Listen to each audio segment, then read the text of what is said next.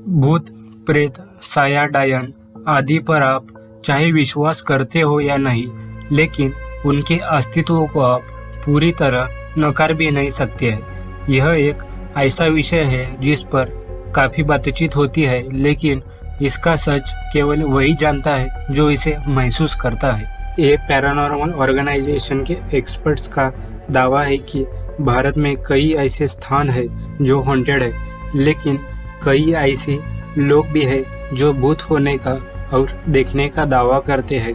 आज हम आपके सामने कुछ ऐसे ही घटना लेके आ रहे हैं जिन्हें देखने के बाद शायद आपके रोंगटे खड़े हो जाए। ये कहानी है एक ऐसे ही हंसते खेलते परिवार की, जिनके परिवार में रोहन 10वीं कक्षा में था और रोहन के पापा हर रोज काम को जाते थे और रोहन की मम्मी घर पर खाना बनाती थी।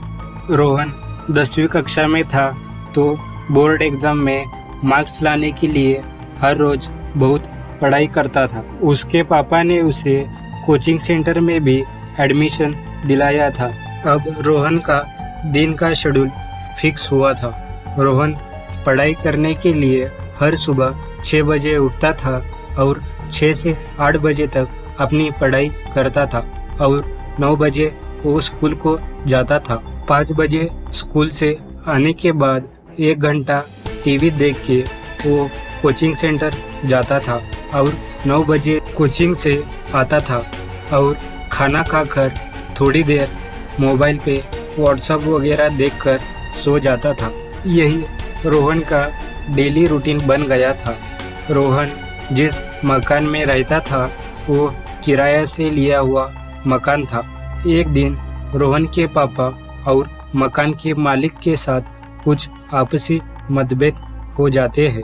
आपसी मतभेद के कारण रोहन और रोहन के मम्मी पापा को रहने के लिए एक मकान किराया पर लेना पड़ता है। नए मकान में भी रोहन 10th के मार्क्स अच्छे लाने के लिए वही अपना डेली रूटीन फॉलो करता था। लेकिन इस घर में आने के बाद रोहन हर रोज रात को 2 बजे पानी पीने के लिए उठ रहा था। रोज रात को 2 बजे पानी पीने की वजह से रोहन अब सुबह थोड़ा लेट उठने लगा था और उसका असर उसकी पढ़ाई पर भी दिखाई दे रहा था। ऐसे ही हर रोज चल रहा था।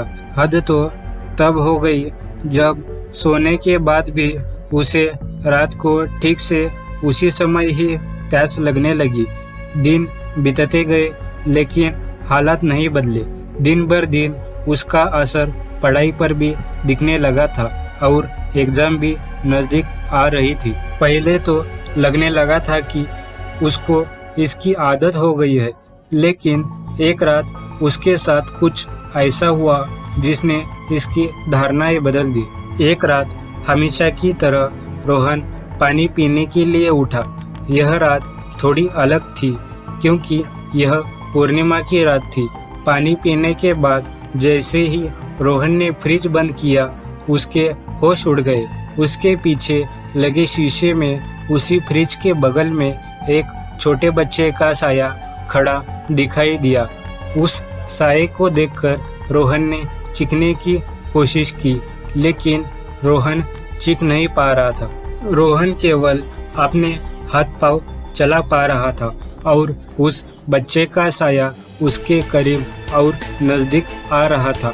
जैसे जैसे उस बच्चे का साया करीब आ रहा था, रोहन ने उसके हाथ पांव को तेज तेज पटकना शुरू कर दिया, जिसकी आवाज़ सुनकर रोहन की माँ आ गई और उसे जगाया। रोहन ने होश में आते ही सारी घटना अपने माँ को बता दी। घर के अन्य सदस्य भी आ गए।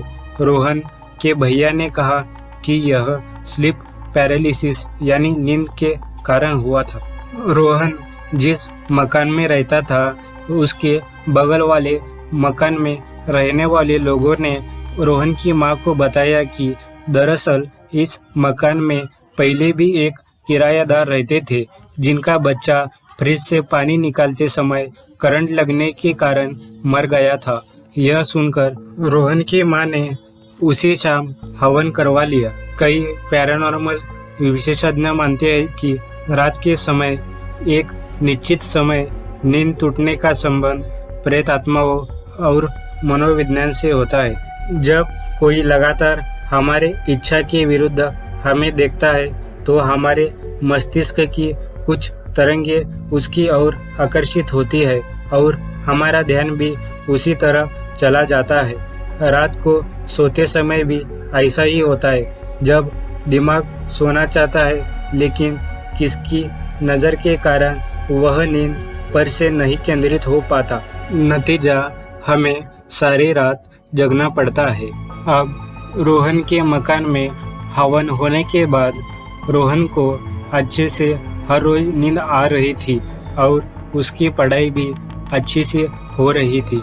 यदि आपको भी लोगों से जुड़ी हुई इंटरेस्टिंग और अमेजिंग कहानियाँ पसंद है तो आप इस चैनल को सब्सक्राइब और वीडियो को लाइक एंड शेयर कीजिए।